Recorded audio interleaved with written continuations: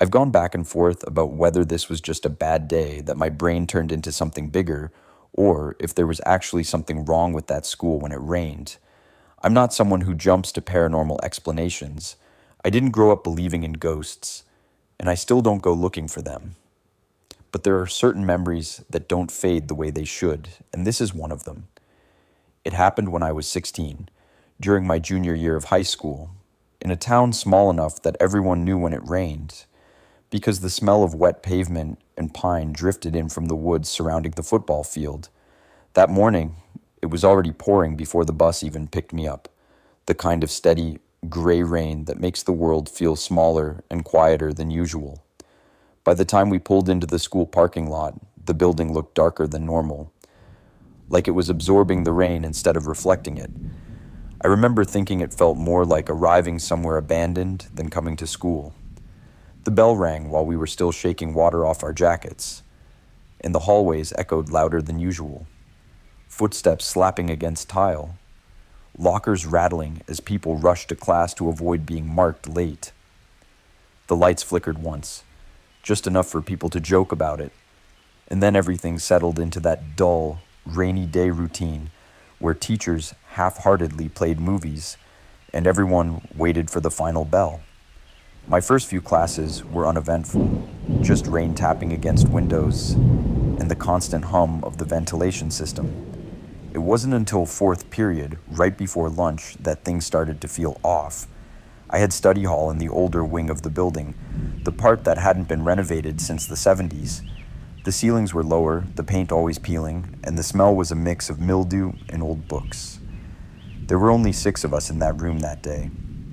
Our teacher stepped out to make copies, leaving us with a worksheet and strict instructions not to leave our seats. About 10 minutes after she left, the rain intensified, pounding so hard against the windows that it drowned out our whispers. Then we heard footsteps in the hallway. That wouldn't normally mean anything, except these weren't the rushed steps of someone trying to make it to class. They were slow, deliberate, like whoever was walking had nowhere to be. The sound moved past our door, paused, and then continued down the hall.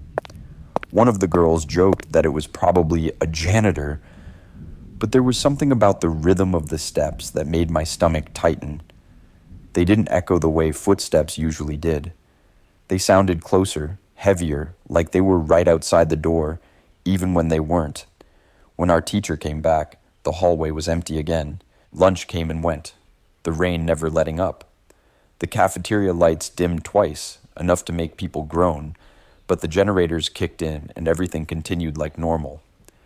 I remember thinking how quiet it felt for a lunch period, like the rain was pressing down on the building and muting everything inside it.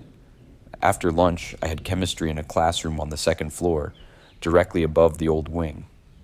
Halfway through the period, the intercom crackled to life, and the principal announced that due to flooding in the lower halls, certain classrooms would be relocated for the rest of the day. Ours was one of them. We were told to grab our things and head down to an empty classroom near the auditorium. The route took us through the same old hallway I'd been in during study hall. The lights were dimmer now, and there were yellow caution signs near the bathrooms where water had seeped out onto the floor. As we walked, I felt that same tightness in my chest, the sense that the hallway was longer than it should be. Our footsteps echoed, and for a moment, I thought I heard another set of steps matching ours, just a little out of sync. I looked back, expecting to see another group of students, but the hall was empty behind us. The sound stopped the second I turned around. The relocated classroom was smaller and colder, and the rain was louder here, pounding against the roof so hard it felt like the building was being drummed on. About 20 minutes into class, the power went out completely, not just flickering this time, but full darkness. There was a collective groan, followed by nervous laughter. Emergency lights kicked on after a few seconds, bathing the room in a dull red glow. The teacher tried to keep us calm, saying it would be fixed soon. That's when we heard it. A low, wet sound, like someone dragging something heavy across the floor outside the classroom. It moved slowly past the door, paused, and then continued. The teacher went to check the hallway, but when she opened the door, there was nothing there. She told us it was probably water moving through the pipes, but her voice didn't sound convinced. A few minutes later, the intercom came on again, this time distorted by static. The principal's voice was barely recognizable as he announced that school would be dismissed early due to worsening conditions. We were told to stay in our classrooms until buses arrived. That should have been a relief, but the tension in the room only grew. The rain was so loud now that it felt like it was inside my head. As we waited, the emergency lights flickered, and for a split second, I saw something in the doorway. A figure standing just outside the room, soaked, its outline blurred as if it were made of shadow and water.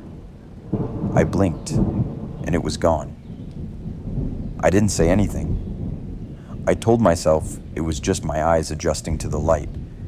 But then the girl sitting next to me leaned over and whispered, "Did you see that?" The buses finally arrived, and we were released in groups. The hallways were chaotic, students rushing, teachers shouting directions over the noise of the rain. As I made my way toward the exit, I heard those footsteps again, slow and heavy, somewhere behind me. This time, they didn't stop when I turned around. They kept coming, steady and unhurried.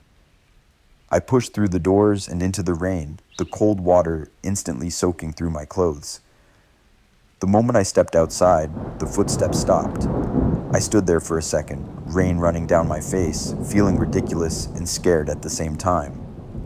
On the bus ride home, everyone joked about the early dismissal and the flooding, but no one mentioned the shadows or the sounds. When I got home, my mom asked why I looked so pale. I told her I was just tired.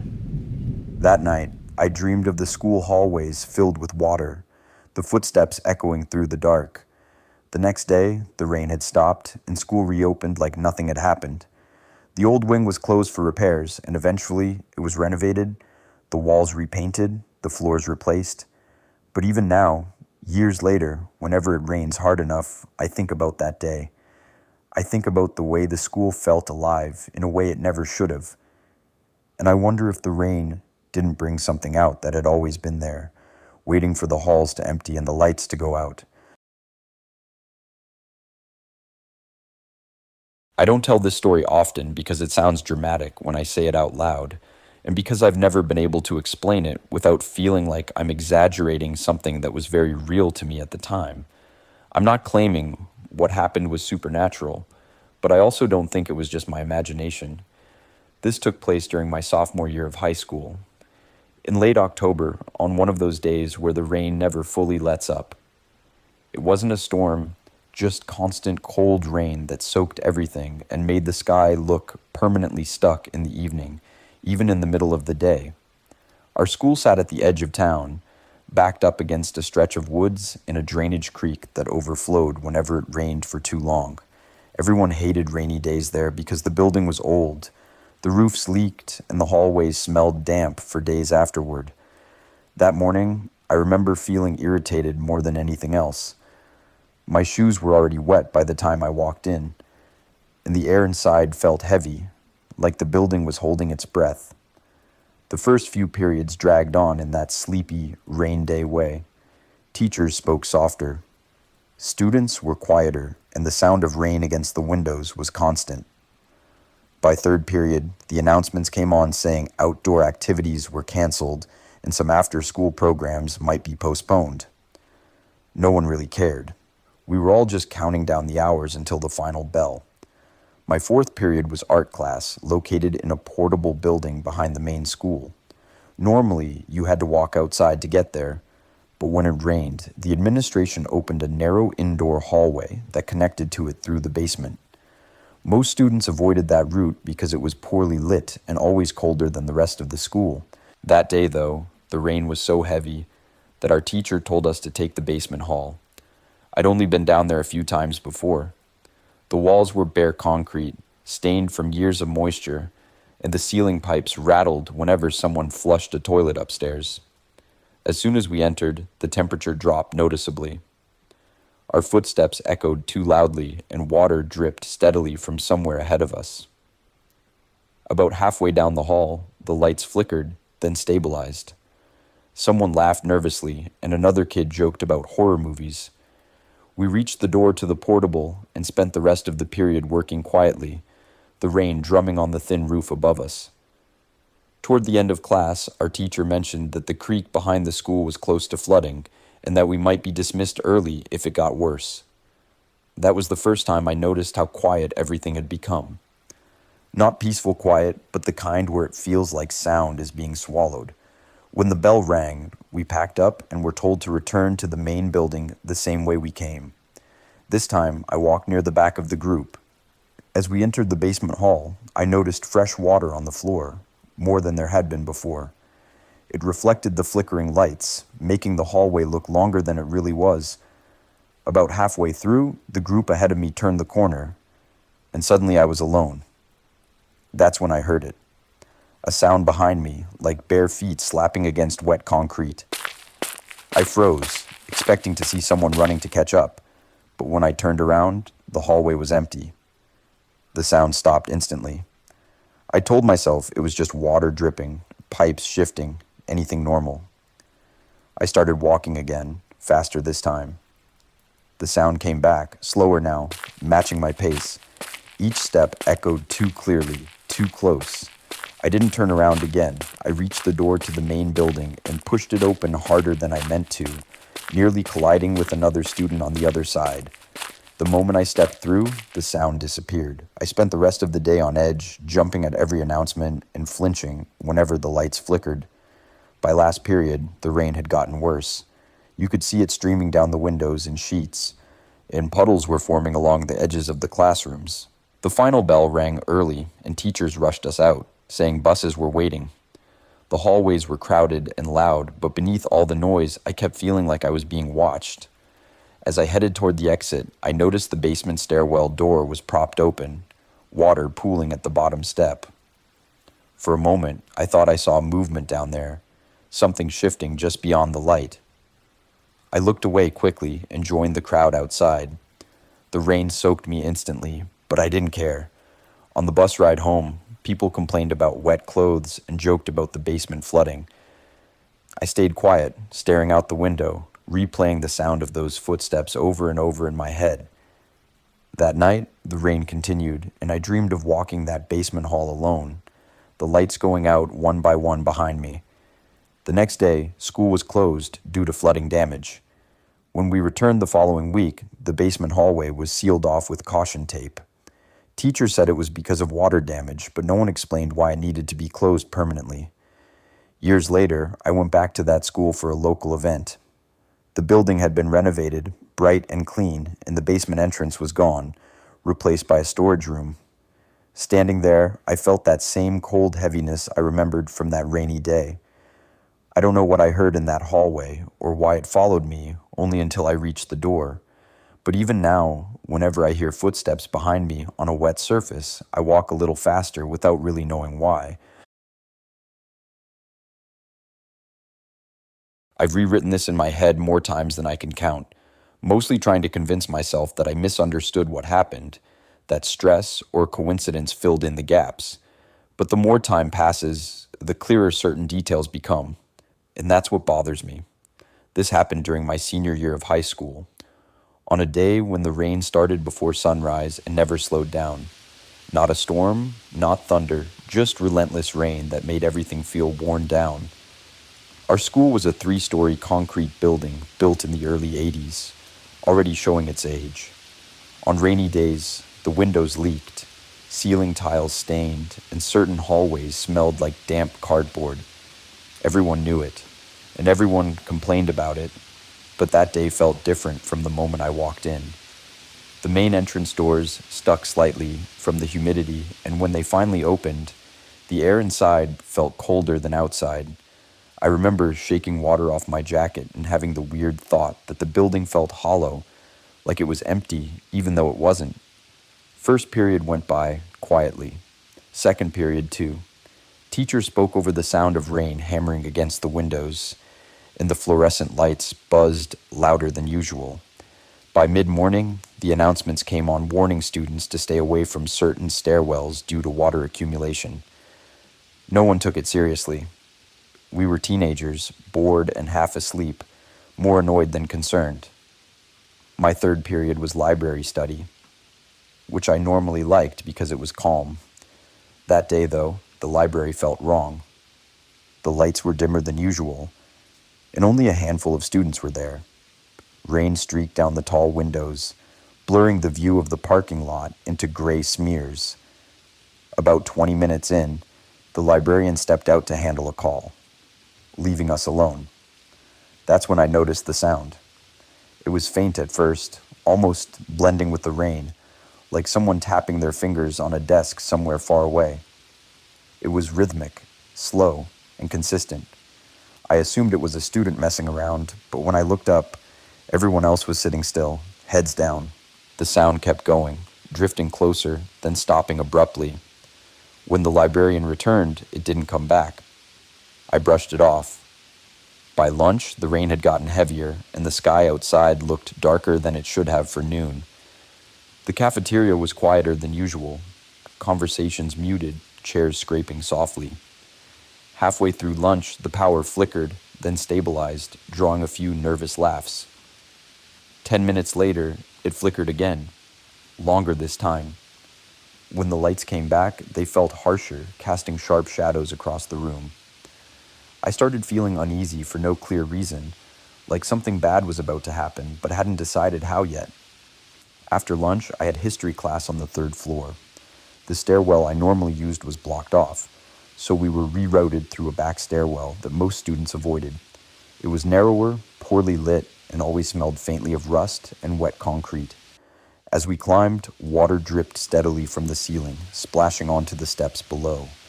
About halfway up, I noticed a dark handprint on the wall near the railing. It looked fresh, smeared slightly downward, as if someone had slid their hand along the wall. I assumed it was mud, maybe tracked in from outside, but something about the size bothered me. It looked too long. The fingers stretched unnaturally. When I reached the top, I turned to look again, and it was gone. The wall was clean, just damp from the rain. I stood there for a second, confused, until someone behind me told me to move. History class dragged. The teacher paused often, listening to the rain, losing his train of thought. At one point, we heard a loud thud from above the ceiling tiles, like something heavy shifting. Maintenance was called, and we were told not to worry. Still, I couldn't shake the feeling that the building was under strain, not just physically, but in a way I couldn't explain. Late afternoon, during 7th period, the intercom crackled to life and announced an early dismissal due to worsening conditions. Buses would arrive shortly, and students were told to remain in their classrooms until called. That should have been a relief, but the mood in the room tightened. The rain was deafening now, pounding against the roof so hard it vibrated through the desks. As we waited, the lights went out completely. Emergency lights came on a few seconds later, casting the room in a dim, reddish glow. That's when we heard footsteps in the hallway. Slow, heavy, unhurried. They didn't sound like someone rushing to get out. They sounded like someone pacing. The footsteps stopped right outside our classroom door. No one spoke. The teacher walked to the door and opened it, expecting to find a staff member. The hallway was empty. The floor was wet, though, more than it should have been, water pooling around the lockers.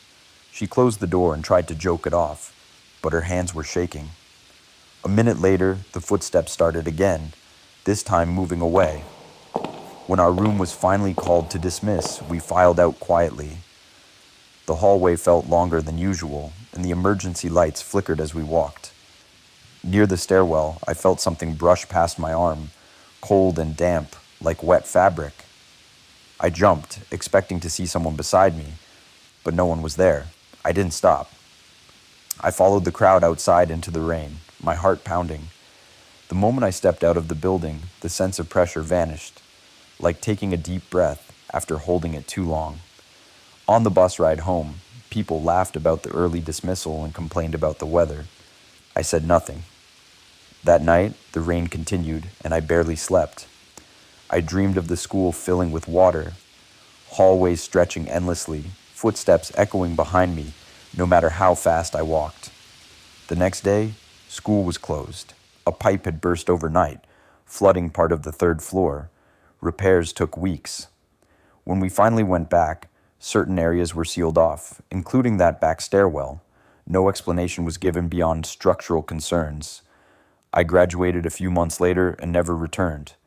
But even now, years later, when rain hits concrete just right, when footsteps echo in empty hallways, I'm right back there, walking through that building, knowing something was moving with me that day, something that didn't leave until I did.